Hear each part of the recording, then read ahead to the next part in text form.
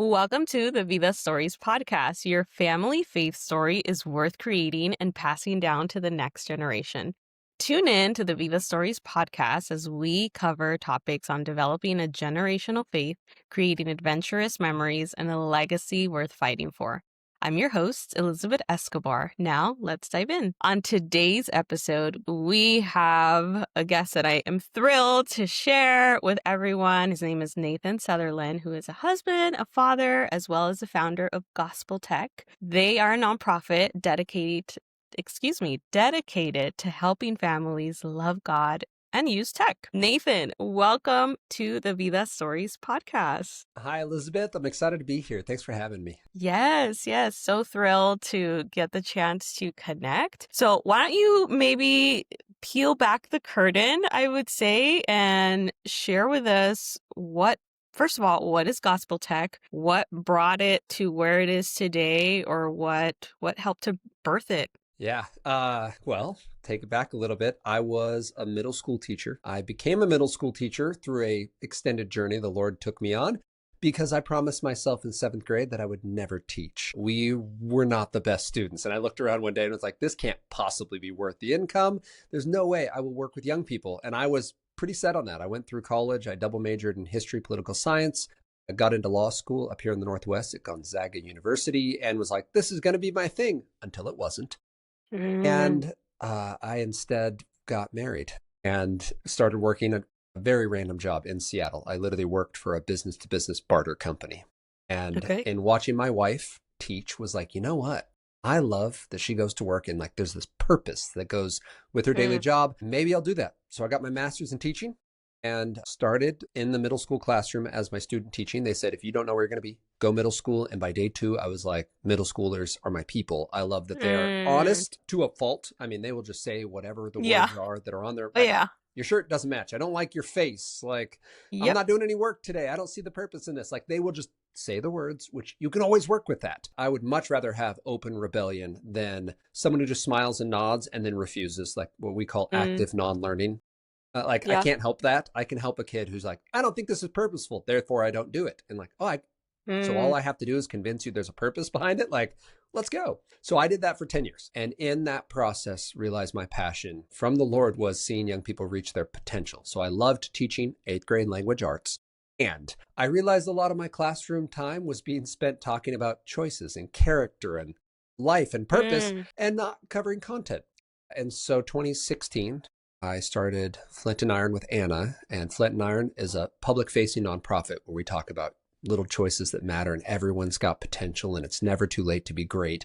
And through stories, talk to young people about basically their life and do they like where they're headed? And if not, where's the change going to come? A lot of assembly and then small group leadership stuff. And then by 2019, realized, man, this is really good. But when you're not in the classroom, it hits different. Like if I only have 45 minutes to talk to a group of strangers, I also want a piece that directly supports gospel messaging. Otherwise, my full-time job would basically be presenting the Old Testament. Here's the right way to live, but no power to do it, right? Like, it's not wrong. Like these are good presentations that the Lord uses and does fan into flame. But like, if I'm doing this 365 days a year, I need to know that I'm also delivering the gospel directly. So Gospel Tech was born. And then the pandemic hit. And 6 months later, so I quit teaching June 2019. It is important to note that I am not a natural entrepreneur. I'm not someone that gets lots of energy from starting new projects. In fact, I find them exhausting. And we prayed regularly for release. Like, dear Lord, that person seems to be doing good work. Go bless him. Let me go back to teaching. And it was just kind of a holy discontent is how we've come to describe it. At the time, it was just, we felt like we could not do it. We certainly would not have signed up if we knew what was coming 6 months later, because 6 months later, I don't have my teaching staff. I taught with an amazing group of people. I did not have 160 some odd students a day that, laugh at jokes in real time and give you real people to think through and talk about. Instead, I was sitting in my garage by myself, staring at my lawnmower and a camera that never blinks and never laughs and trying to like make a podcast and create content, but also never able to live speak. So it was a season of just doing the work because we really felt convicted that it needed to happen, which then fast forward to 22. People started coming out of the woodwork and going, hey, we've just watched our kids for 18 months and it's not going well.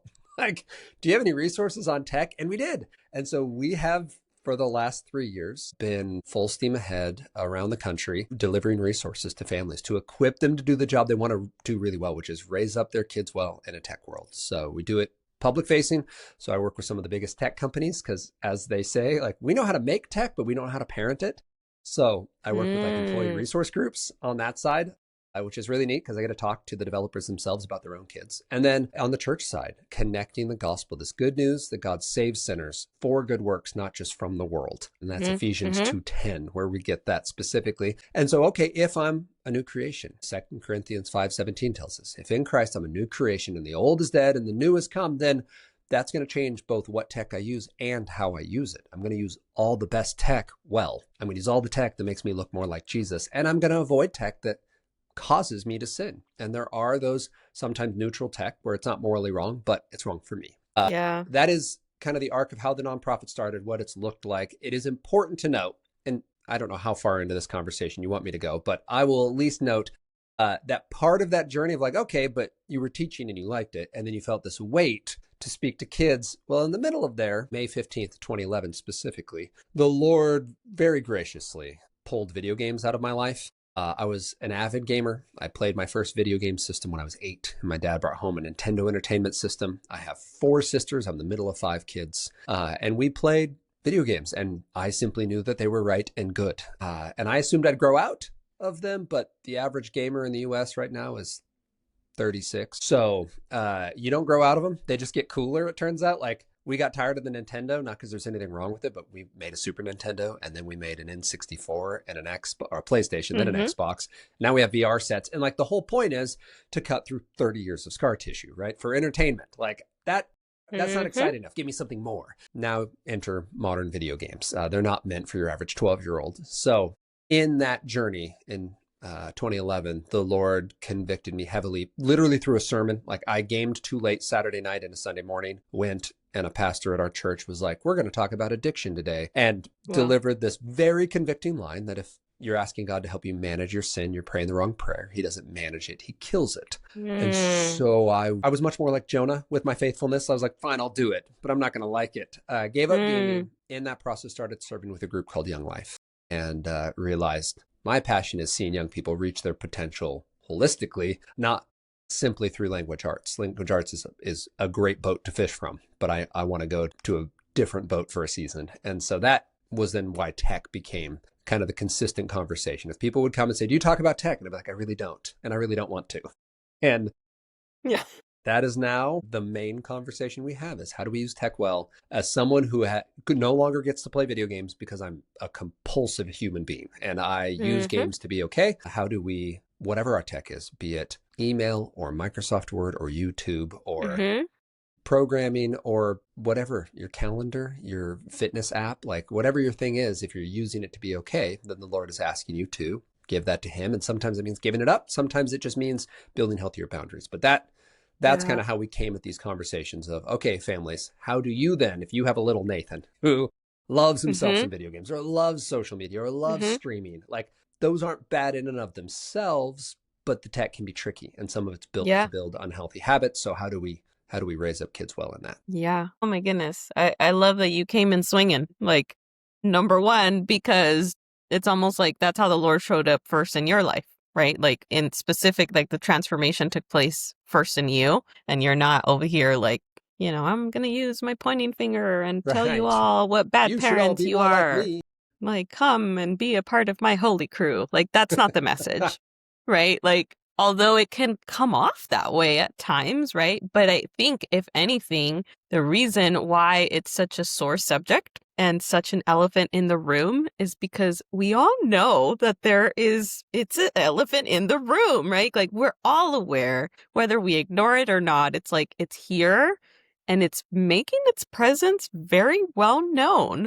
And it is affecting the everyday life of, yes, every walking human being at this point, but particularly the next generation, right? And the next generation, as much as yours, as mine, is in my house, right? And they're having to navigate this and interact with this and form their thought patterns around it and their belief system, and even just the insistent desire to, like, that's so like it calls to them, right? It It just does. does. It Yeah. does. And like, what do we do with that as parents? So that's my question is the first one would be, as Christian families, how should we respond and engage with tech, especially with children growing up in our homes in this very heavily hyper digital era? Yeah, I think the first thing we have to do when we have these conversations as believers specifically, because we want to keep our eyes on Christ, which means we're always living from hope. We are living from this hope that Christ saves sinners, which includes us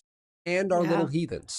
Like Yeah. I have two saints and a heathen in my home. Like Yeah. one of them has not yet bent her knee. And like that is, we're I praying for love that. it. And that's an age thing. And we know God is gracious and good in these. But like Yeah. that is something I'm living towards. I can't simply play whack-a-mole with all the worst things of life. Like, well, stay away from that Yeah. and that and that and that. Like instead, hey, go use this because it's good. Galatians 5:22 gives us a great list of things. Like if you see love and joy, peace and patience and kindness and goodness and gentleness and faithfulness and self-control in your child because of their use of tech, we're going to celebrate that. We're going to say, I've noticed when you use this, you do better at whatever one of those fruit come up. But sometimes they're not so good, and we recognize that too. So we're always looking at hope when we're correcting it. We're doing it because that does not represent who our child is in Christ or who our child could be. Sometimes we're believing for our kids even though they don't believe. That is the role of the parent. Believe in your child even when your child has lost the ability to believe in him or herself.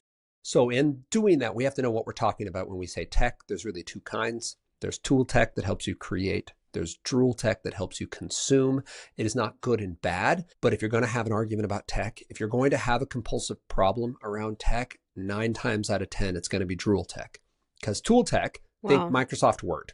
Tool tech Yeah. wants to help you accomplish a task. So you want to write a paragraph, you want to write a book, you want to write a poem, you want to write a prayer.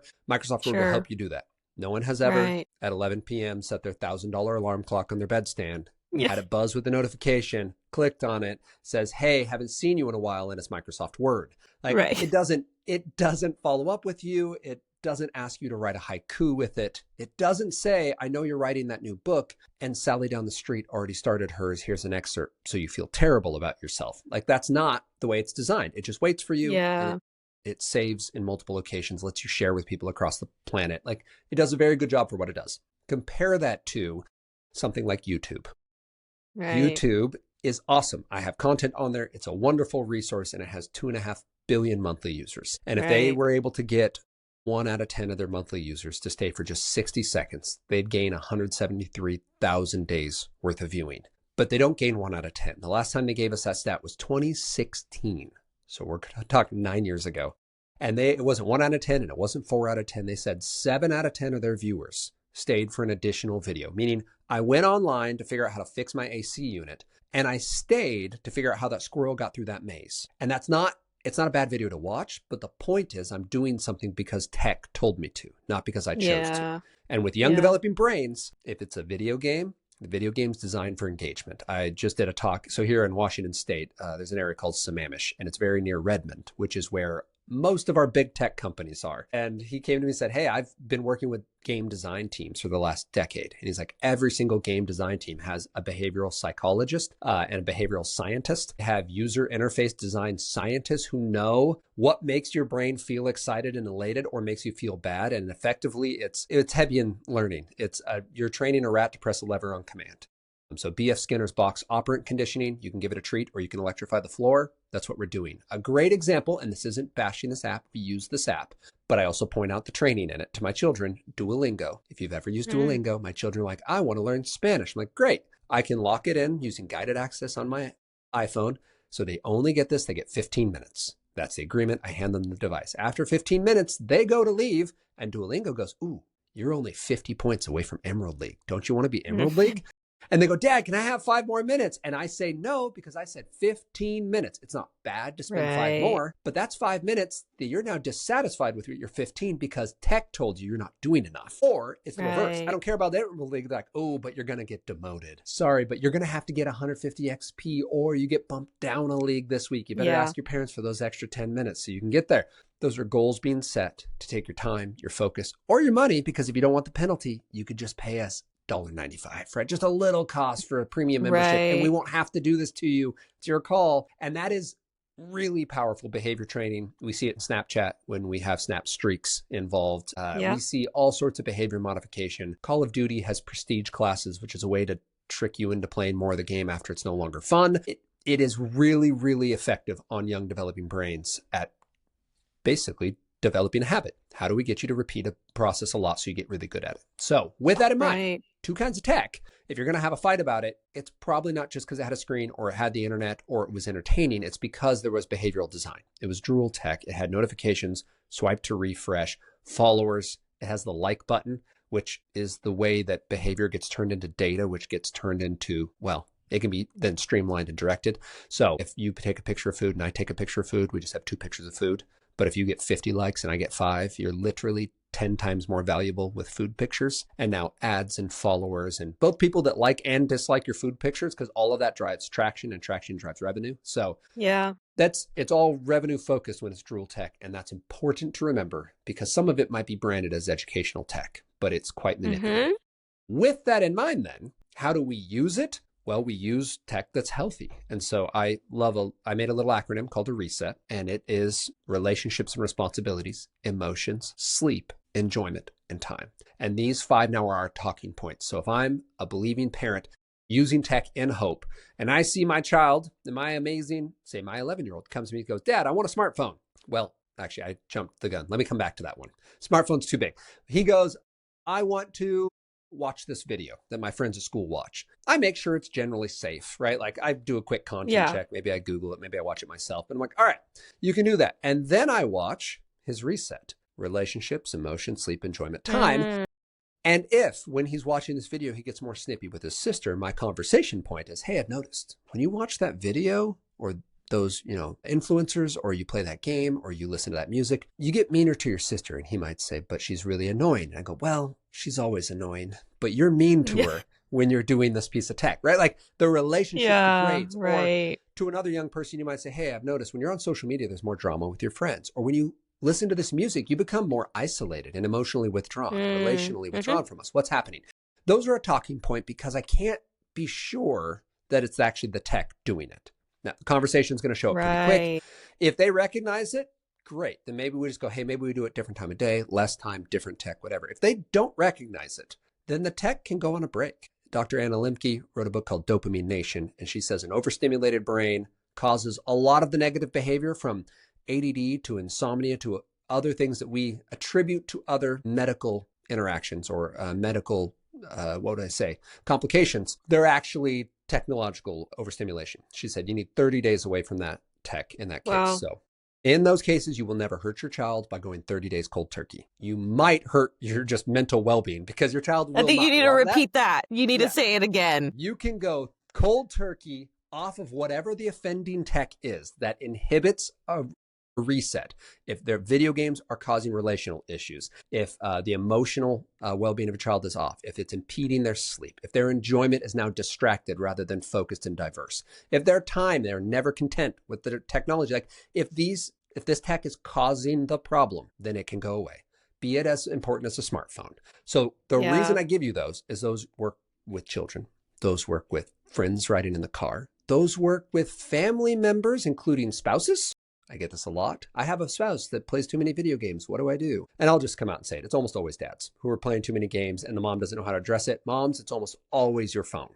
And the husband goes, man, my wife is on the phone all the time, including meals. How do I bring this up without being judgy? Reset. You say, hey, when we have family dinner, I love you and I want you to be here with us. I feel like you're distracted when your phone's here. Can we leave that in the kitchen or when we go to the dining room or whatever the conversation might be? You're making the relationship the priority. You're making the individual valuable and saying the tech is the thing that's removing them from you. And you're asking for a reprieve or a different relationship with that tech so you can gain the person. So with that in mind though, and by the way, with siblings, adult siblings of kids at holidays, works great. How do you have that conversation when they keep bringing tech to your house and you're like, but we don't have that tech here and my kids can't be around it? This is how you say it. Hey, my kids, when you bring that thing in the house, that's all they're going to want to do. And I want our kids to have a strong relationship. Can you leave that in the car? Can you leave it at home? There's a chance that you'll rattle a cage. But at that point, like now you got other things to talk about, right? Like, are you saying you don't want your child to are you seeing what I'm talking about here? Like, it's a nice inroad to see if we can just set this aside and continue as usual, or if we're actually going to do this. And there is a point where you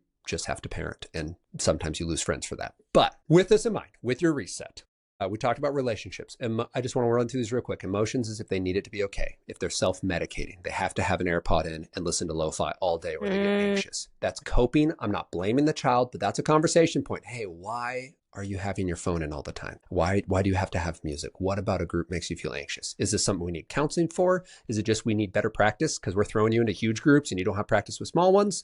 We just need to start having one friend over, or is something going on in life and the lo-fi just helps tamp it down? You've experienced trauma, you've done something traumatic, you're feeling shame, you're confused about something, you're having a mental health crisis, because that just happens. Brains don't always work the way they're designed to. Like, what's happening? Ask the question. That's emotions. Yeah. Sleep, if you have drool tech in the bedroom, your sleep is impeded. You don't need a smart TV. You don't need video game systems. You don't need personal computers. You don't need one-to-one devices. I would go so far, and this is my hot take, so take this or leave this, but I would say you don't need e-readers, because e-readers are all internet capable and they all have browsers, and even good kids have questions, and a lot of people go to Google before they go to God. So they might ask Google a question that you're not there for. So I would encourage you to get them a nighttime reading book. I have 2 voracious readers of my 3 humans. I mean, voracious, like multiple books a week. Yeah. And we get them from the library or we buy them, because buying a book every week is cheaper than counseling. And we know that having the internet and having entertainment tech that's designed to take your focus is not healthy in a bedroom. There's lots of research that says that's a bad idea. It opens to predators. It opens to bullies. It opens to pornography. It opens them just to having behaviors that look like insomnia, even though they're not insomnia. It's just overstimulation. So we want to give them the safest place possible. Rooms are meant for rest, sleep, and recovery. Let's keep them that way. So with sleep, it really comes down to drool tech. And I do know some families, my child, for example, a family came to me and said, my child has diabetes. Their monitor connects with the smartphone. We need that communication. Okay, just make sure the phone is so dumb and locked down that like it won't be a distraction, that they remember at 2 a.m. They haven't kept that streak alive. Make it not an option for them, that they can keep the streak alive. Like at that point, their sleep matters more than the streak. And really, if you have a friend that's going to not be your friend anymore because of a streak, good riddance. I just saved you weeks, if not months of heartache trying to be friends with someone who doesn't actually like you. So we've solved that problem, but it is nice as a parent to take that responsibility and let them blame you. Then it's enjoyment. When this tech enters, does all of their varied interests just turn into one thing? And I won't share the specific tech, but we've seen this with one of our children. He saved money. It was $85 that he saved, and he does not make a lot of cash. Like he gets like $1 to mow the lawn. So he saved a lot of money. And he asked us if he could buy this. We said yes. We knew other families that owned it. We did some research. It seemed fine. He bought it. And by day 2, my wife and I were like, oh no, like this is not good.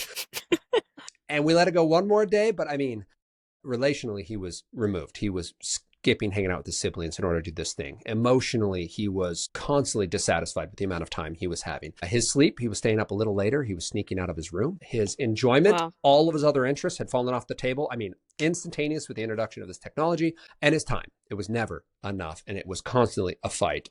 He would like eat dinner and then just like run away from the dinner. It's like not asked to be excused, not participating in the conversations. Instant, very clear, right line problem. So I got to be the unfortunate parent who went and said, we love you.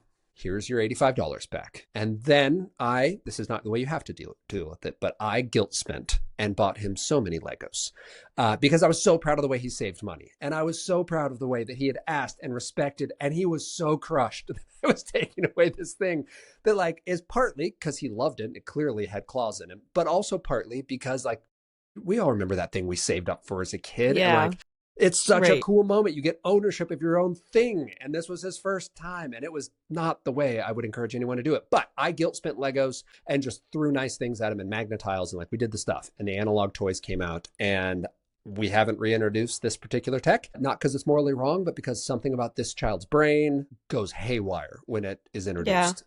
And so we've done other things. We've said yes to other. At this point, we've introduced Scratch, which is like a programming a coding program developed by MIT. And like he still does some tech stuff and tech related and has access to tech, but this particular one was bad.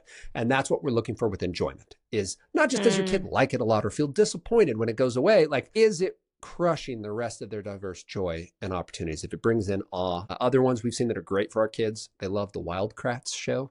2 brothers, Chris and Martin Kratt. Oh my gosh. Go study animals. I love that my kids end up just spitting out all kinds of facts. And I'm like, Yes, thank Right. you. You're I now welcome, know. world. Like, Yeah. I look great afterwards, basically. I know that's probably like an In a ego huge thing for way. me, but Yeah. I'm just like, you know what? They're learning. Great.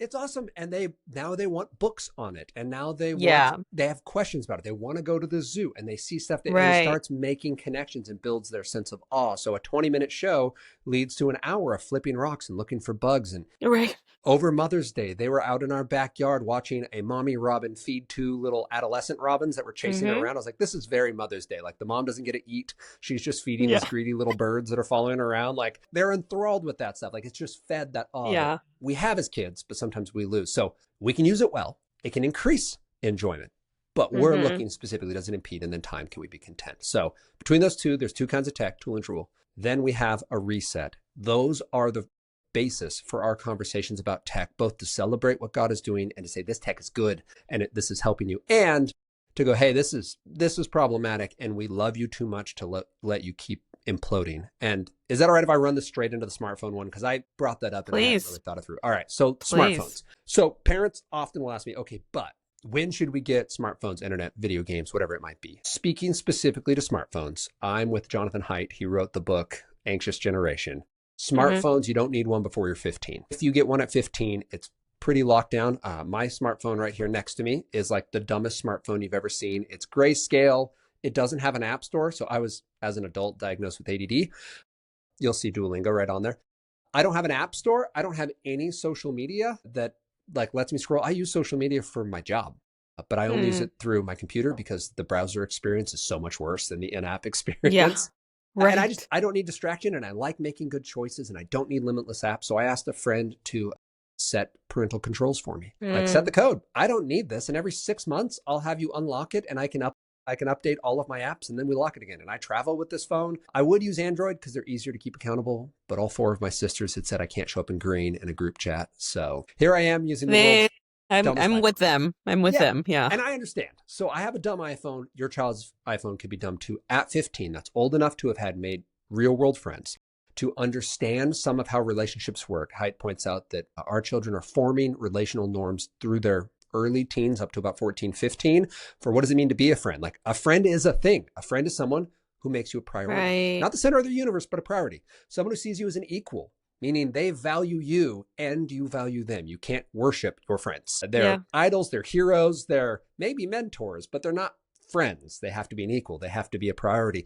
And then they have Yeah. to be real world at some point. Like we can have those long distance friendships that become real-ish, but at the end of the day, a friend needs to share your real world highs and lows. You only need one or two. You don't need a ton, Yeah. but you do need a real world friend.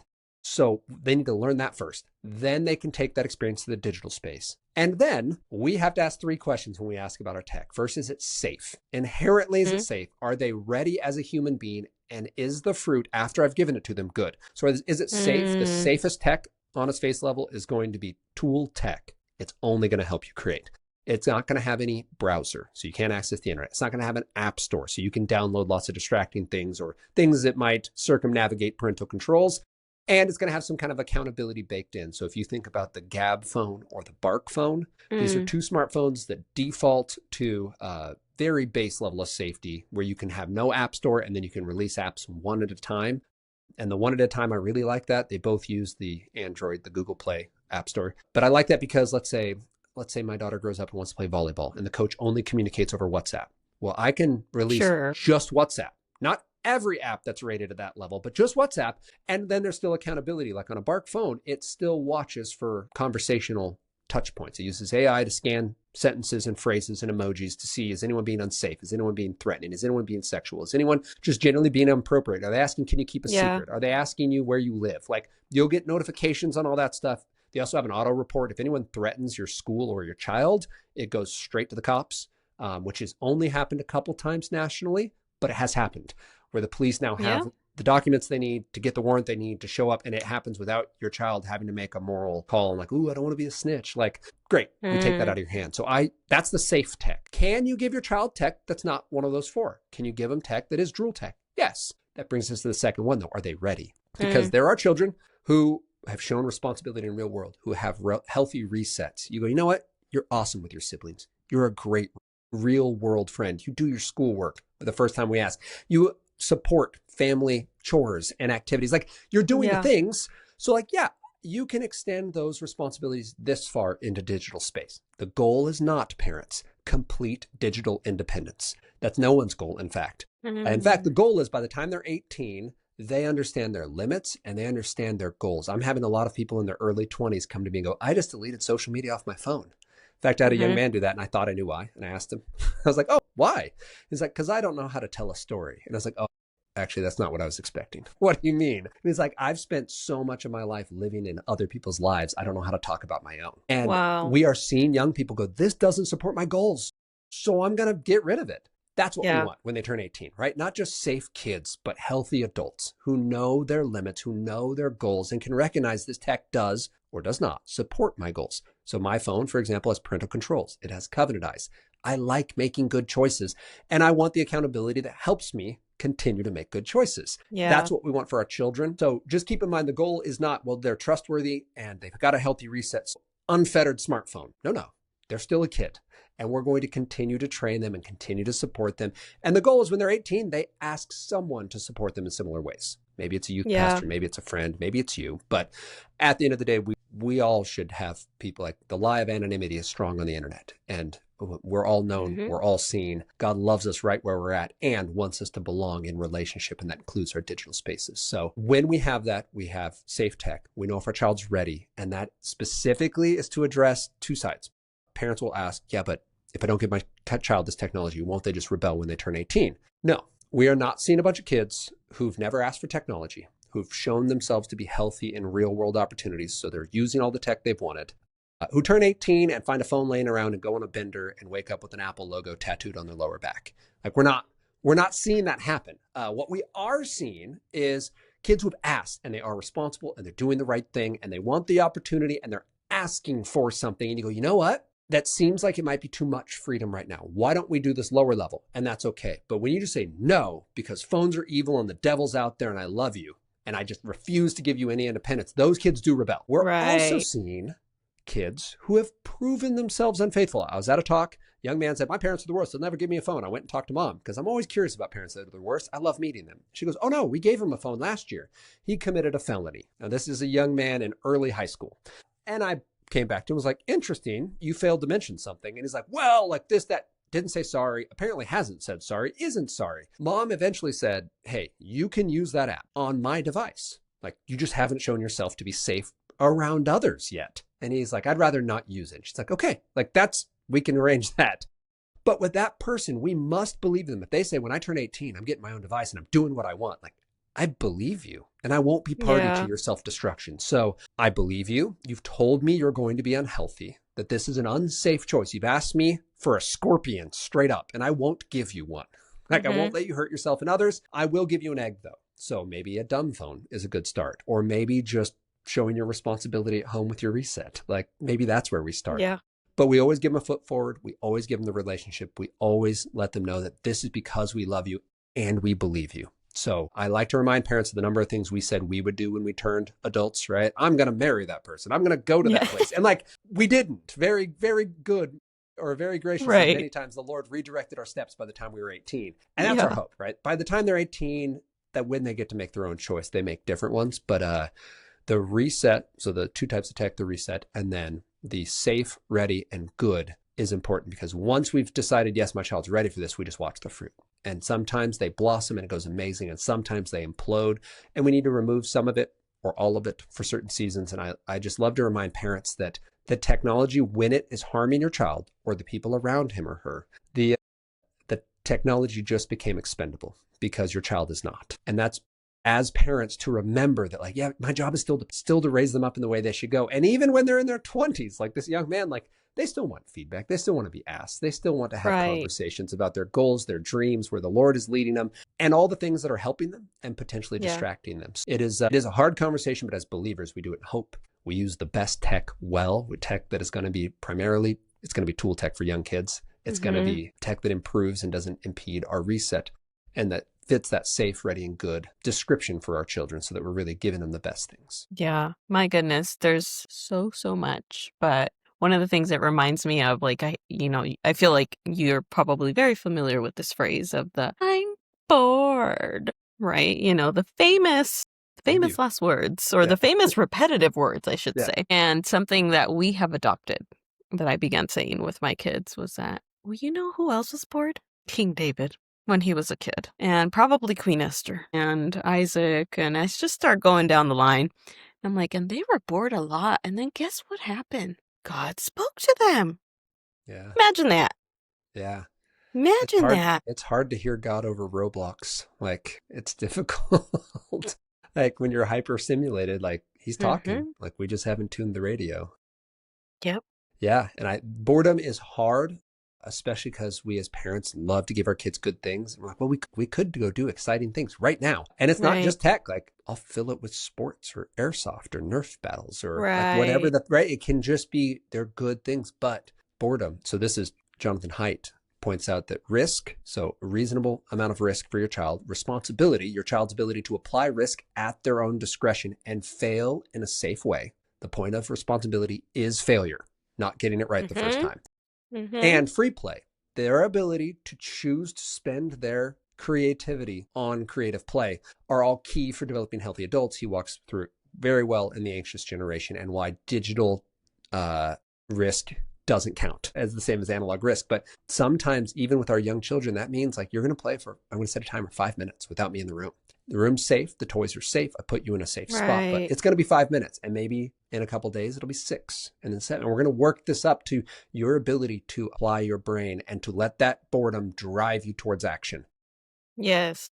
It's intellectual hunger, right? Boredom is Mm-hmm. that process of being like, well, I need to do something to fill this. Like it motivates us Right. very well, and a lot of valuable thinking and growth happens when we're bored. It's great for anxiety. It's great for our sleep. It is important. Not, I always think of Calvin and Hobbes when his dad's like, boredom builds character, right? Like whatever it is builds character. Like, we're not just trying to make our kids suffer because, not back in my day, uphill both ways. But there is Yeah. amazing awe to be found when your brain can calibrate to finding real world birds exciting or the pace of Mm-hmm. real life exciting. When you can get that sense of awe again, that's where the Lord is.